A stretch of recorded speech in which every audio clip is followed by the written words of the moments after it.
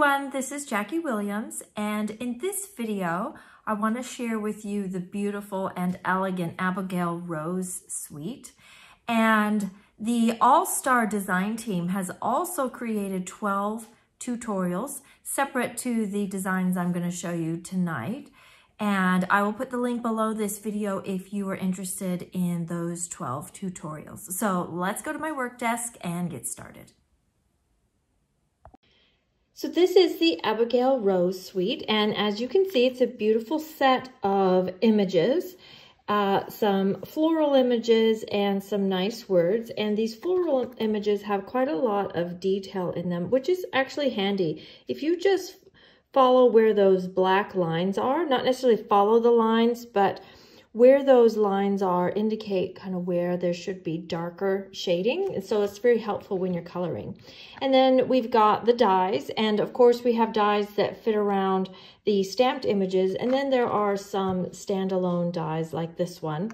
And I'll show you an example of those at the end of the video. And then we have the natural ribbon, and this is quite nice. It actually works with a lot of other papers and images that we have, not just this suite. And then I love these papers. We have a set of papers with grays and browns, and then one print with a bit of petal pink in it. And then of course we've got the other side as well, which are a little bit more open prints, a little more vanilla in them.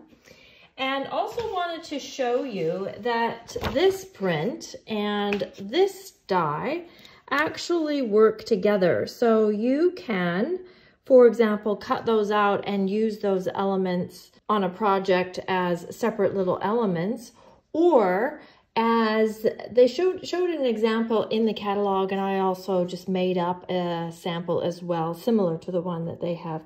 You could have this die cut out of a top piece and then have the paper underneath for a little bit of a 3D effect. So let's get started with our card, and I have a base that is 5 inches by 10 inches out of crumb cake, and then I have another piece that is 4 7/8 inch square, and I'm going to use this piece to put on some strips of the designer series paper. Now, of course, you can use whatever strips you like and whichever prints you like.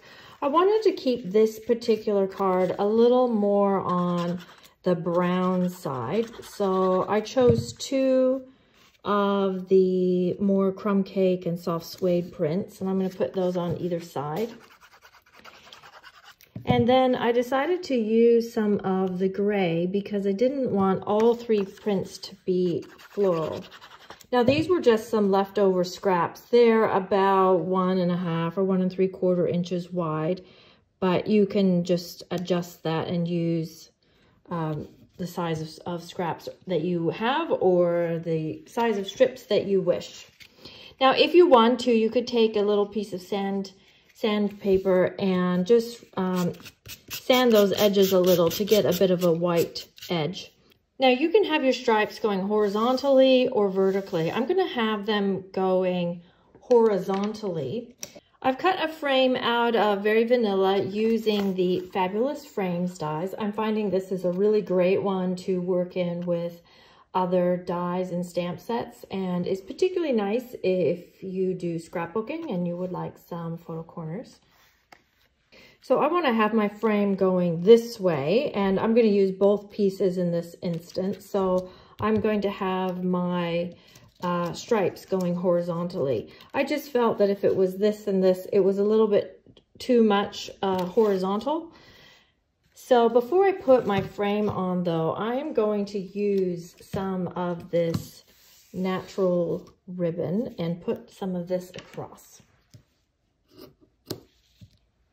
I've just cut a piece that is slightly longer than my layer here, and I'm just going to tape that across the back.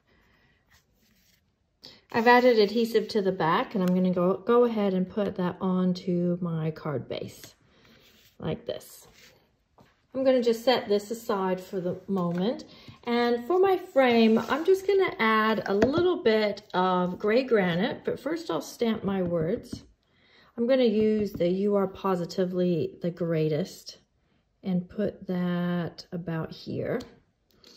I love the gray granite because it's kind of in between brown and gray. It's a very warm gray. And then I'll just add a little bit on here just to kind of bring out that embossing that happens when you run that through with the die. Now I'm going to put this piece underneath the ribbon, partly as a design feature, but also it's a little lumpy to put things on top of ribbon. And then I'll put the middle of the frame on with dimensionals.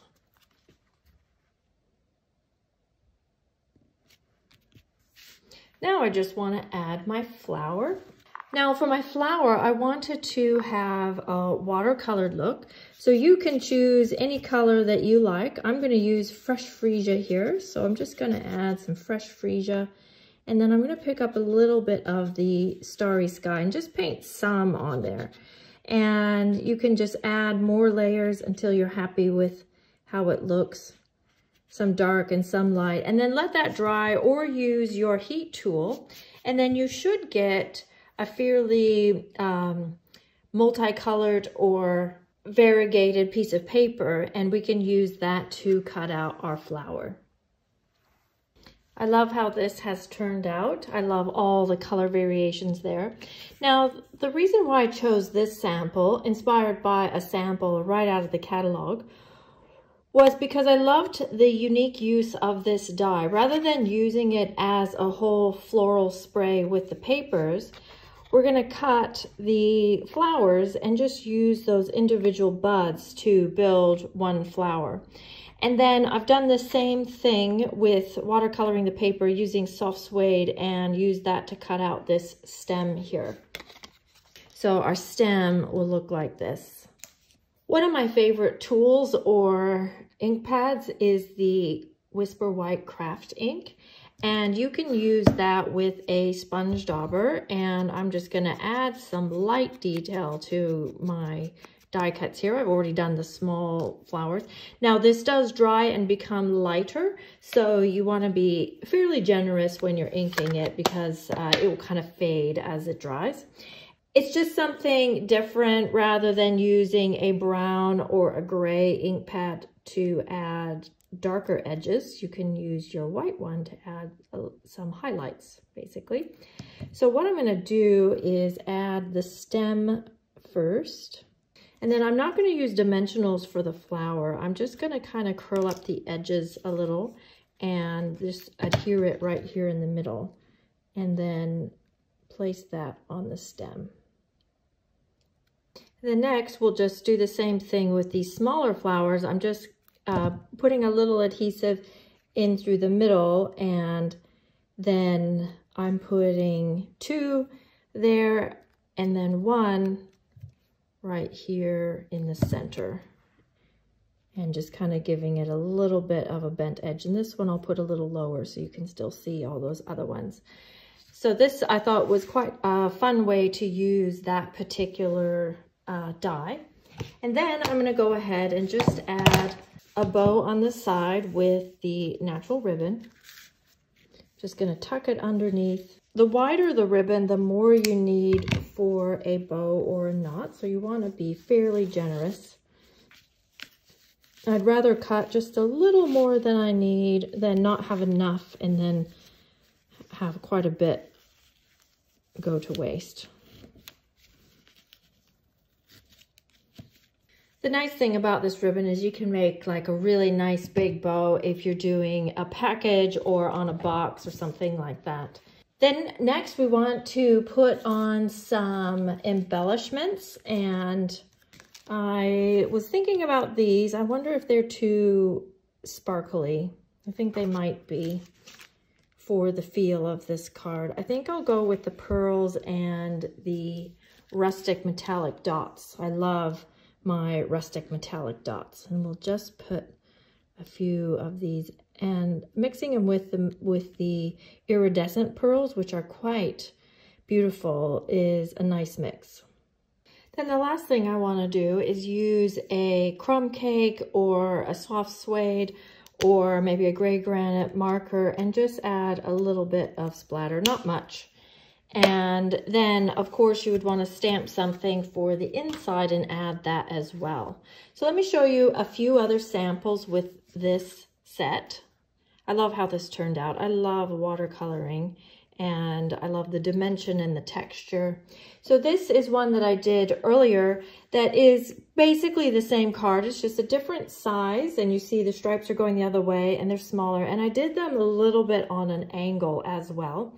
And of course use different colors, but I wanted to show you that if you're not a pink person, there's actually only one print in here that's pink, so you can easily just use the other side and put in the colors that you do like. Then this one again that I showed you earlier, using that die in conjunction with the papers. And then this is one using the Watercolor Resist technique. And this sample is actually, the stamps are from the Perfect Pomegranate set, but I still wanted to show you I used the papers here. So they do work in quite well with other images that you may want to be using because like these stripes and the dots are quite neutral. And then this one here is one where I've taken some of the smaller prints from the pack and made a quilted background. And I have another video showing how I did this, so have a look out for that.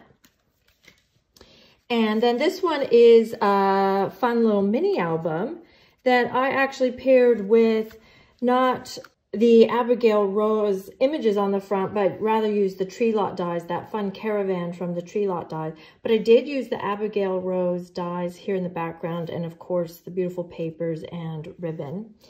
And then my last share is, let's see if I can get it under here, is actually a 12 by 12 scrapbook page. I do love to do my scrapbooking and enjoy teaching that as well. And this time I paired it with the Summer Shadows dies. And I did stick with the color theme because it happened to match my photos, but some of the ladies in class turned these over to make them more neutral and then accented with different colors, and that worked as well. So this is a cute way to use that notebook type paper. If you have any questions or comments, please leave them below. Thanks so much for joining me today. This is Jackie Williams, and if you want more tutorials with the Abigail Rose, please check the link below the video, and I'll see you next time. Bye-bye.